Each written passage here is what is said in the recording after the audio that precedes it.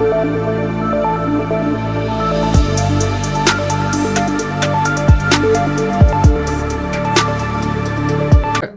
रामपाल जी महाराज से नाम उपदेश लेने के बाद आपको क्या क्या लाभ हुआ?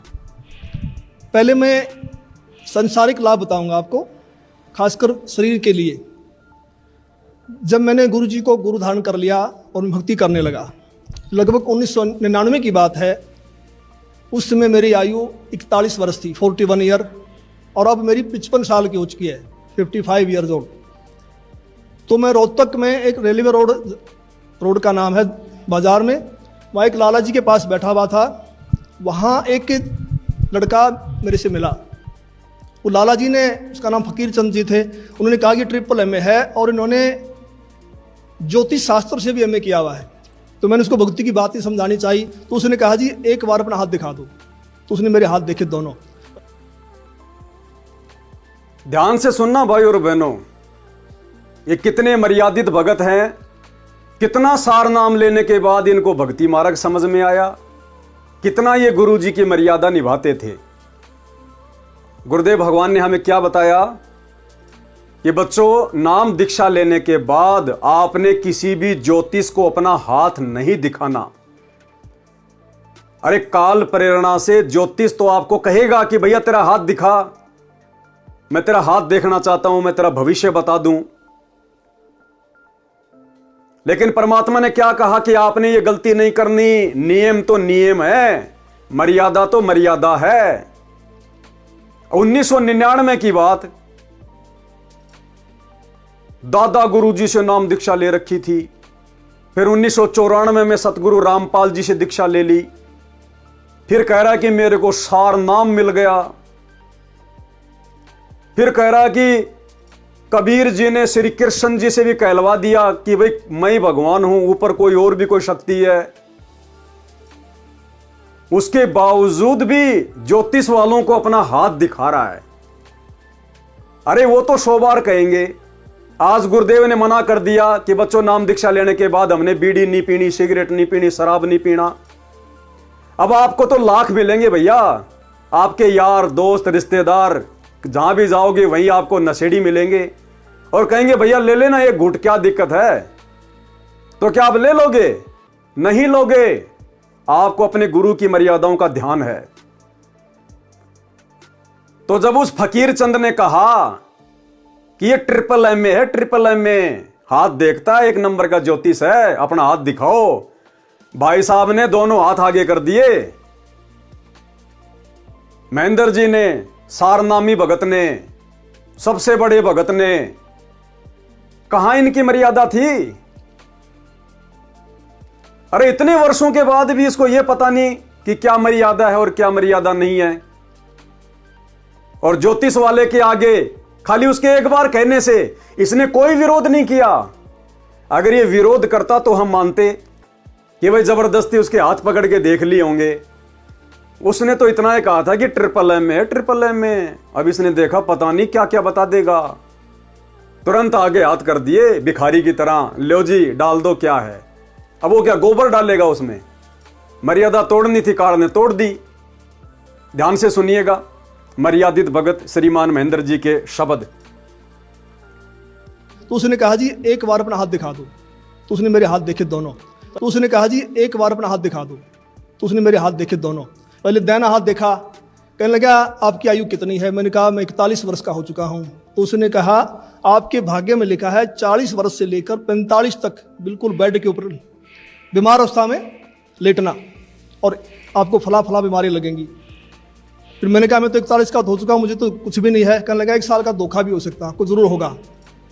तो मैं कुछ चिंतित तो था, लेकिन फिर उसने मेरा बायां हाथ देखा और कहने लगा आपकी पत्नी जिंदा है? मैंने कहा वो तो जिंदा है। कहता हो ही नहीं सकता। मैंने कहा मैं सुबह घर से आया था जब तू जिंदा थी, अब मर गई हो तो मैं कुछ कह नहीं सकता।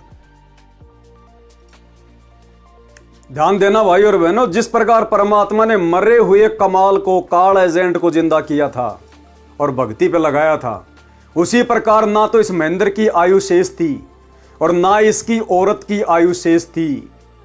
परमात्मा ने जबरदस्ती इनकी आयु बढ़ाकर इनको भक्ति पे लगाया हुआ है। जब ज्योतिष को इसने हाथ दिखाए, मर्यादा तो तोड़ी दी। और ज्योतिष ने क्या कहा कि आपकी तो आयु शेष थी नहीं, आप तो 40 साल से लेकर 45 साल तक बिल्कुल बेड पे रहना था।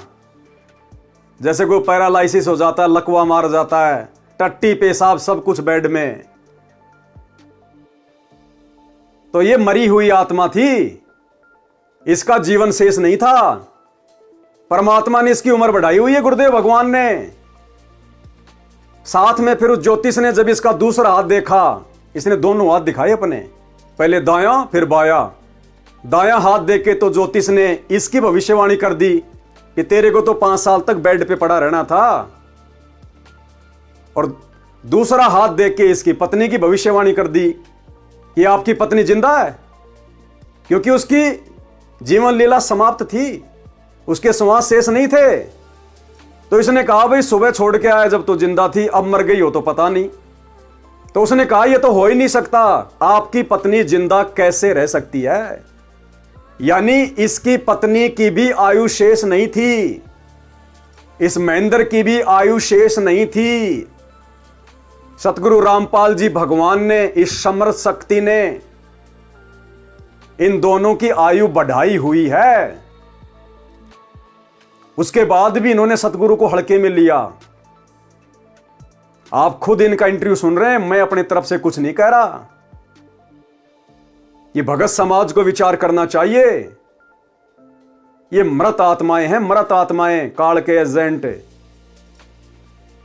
ना इनकी कोई मर्यादा, ना इनको सतगुरु पे विश्वास, ना ये उनको ज्ञान को समझे।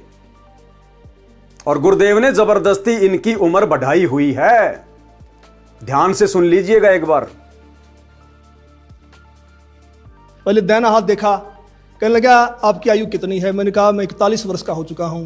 तो उसने कहा आपके भाग्य में लिखा है 40 वर्ष से लेकर 45 तक बिल्कुल बेड के ऊपर बीमार अवस्था में लेटना, और आपको फला फला बीमारी लगेंगी। फिर मैंने कहा मैं तो 41 का हो चुका हूँ, मुझे तो कुछ भी नहीं है। कहने लगा 1 साल का धोखा भी हो सकता है, कुछ जरूर होगा। तो मैं कुछ चिंतित तो हुआ, लेकिन फिर उसने मेरा बायां हाथ देखा और कहने लगा आपकी पत्नी जिंदा है।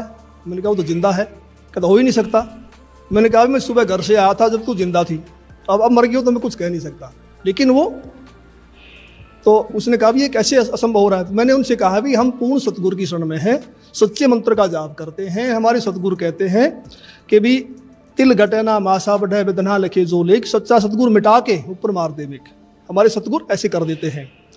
तो फिर मैंने 6 महीने के बाद फिर मुझे एक ऐसा ही और ज्योतिषी मिला।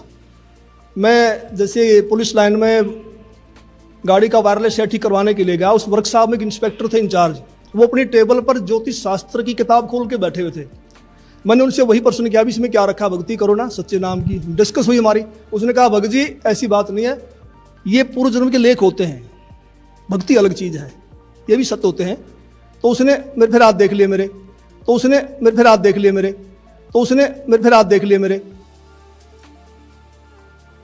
बताओ उसके बाद फिर एक ज्योतिष और टकरा गया पुलिस लाइन में और कह रहा उसने फिर मेरे हाथ देख लिए। अरे जबरदस्ती पकड़ के थोड़ी देखेगा कोई। तो बताओ परमात्मा ने कहां तक इनको क्षमा किया हुआ है, कितनी मर्यादा तोड़ के बैठा हुआ था, फिर भी परमात्मा ने इसको जीवन दान बख्शा हुआ है। फिर ज्योतिष मिल गया, फिर कह रहा उसने मेरे हाथ देख लिए। जबरदस्ती हमारे तो नहीं देख रहा कोई। तेरे कैसे देख लिए भाई, जब तक तेरी अंदर से रुचि नहीं है दिखाने की। तो कोई सतगुरु की मर्यादा नहीं, कोई इसको पूर्ण ज्ञान नहीं, कोई इसको आत्म कल्याण की चिंता नहीं।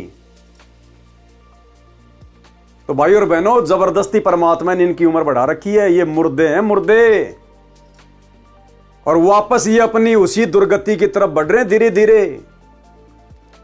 ये आने वाले समय में परमात्मा ने जिन आत्माओं को शुरुआत में जहां से उठाया था ना, किसी के घर में भूत था, किसी के घर में प्रेत था, कोई बीमार था, ये आने वाले समय में सतगुरु को हल्के में लेने के कारण इन सब आत्माओं की वही दुर्दशा होने जा रही है। ये भक्ति मार्ग पर जहां से शुरू हुए थे ये वापस वहीं जाने की तैयारी कर रहे हैं। फिर सतगुरु भी हाथ खड़ा कर लेगा, भैया मैं क्या करूं, 30 साल कम थोड़ी होती हैं। तुम्हें 30 साल में भी समझ में नहीं आया कि सतगुरु कौन है, भक्ति क्या है, मर्यादा कितनी महत्वपूर्ण है। तो ऐसी आत्माओं की संगति आज भगत समाज कर रहा है, जिनकी शुरू से कोई मर्यादा नहीं रही, जिन्होंने शुरू से ही गुरु को परमात्मा नहीं माना। और वर्तमान बरवाला कांड के बाद तो इन्होंने जितने कुकर्म किए हैं, पहले से भी कहीं बड़ी बड़ी गलतियां कर दी। अर्थात ये लोग आज भी नहीं सुधरे, आज भी इनको सतगुरु की परख नहीं, पहचान नहीं, अपने आत्म कल्याण की चिंता नहीं। और लाखों के समाज में भगत समाज इन जैसों की पूंछ पकड़ के सतलोक जाने की तैयारी कर रहा है। ये कब्र में तो लेके जा सकते हैं, सतलोक में लेके जाना इनके वश की बात नहीं है। आगे सुनिए महेंद्र जी के मुख कमल से। तो उसने मेरे फिर हाथ देख लिए, मेरे जो बातें उसने बताई थी वही बातें उसी ने दोहराई। तो फिर मैंने गुरु जी से प्रार्थना की, मैंने कहा जी ऐसे ऐसे बताया दो ने। तो संत रामपाल जी कहने लगे कुछ नहीं होगा, परमात्मा लेखों को मिटा देता, भक्ति करो। तो संत रामपाल जी की दया से, इनकी सच्ची भक्ति से उस पीरियड के दौरान मेरे को जुकाम तक नहीं हुआ, बुखार तक नहीं लगा। और आज मैं 55 वर्ष का हो चुका हूँ, मेरी पत्नी भी जिंदा है।